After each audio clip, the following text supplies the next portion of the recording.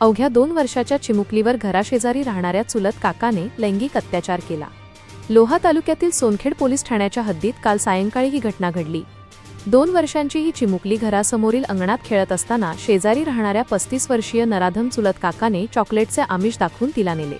अर्ध्या तासानंतर आरोपीनेच मुलीला घरी सोडले। मुलगी सारखी रडत असल्याने आईने विचारपूस केली। काही गैरप्रकार झाल्याचा संशय आल्याने पालकांनी तात्काळ मुलीला शासकीय रुग्णालयात दाखल केले। डॉक्टरांनी तपासणी केल्यावर मुलीवर लैंगिक अत्याचार झाल्याचे समोर आले। या प्रकरणी पीडित बालिकेच्या आईच्या फिर्यादीवरून सोनखेड पोलिसांनी गुन्हा दाखल केला। आरोपीला काही तासाच्या आत पोलिसांनी अटक केली। अवघ्या 2 वर्षाच्या चिमुकलीवर नराधम चुलत काकाने अत्याचार केल्याने खळबळ उडाली आहे।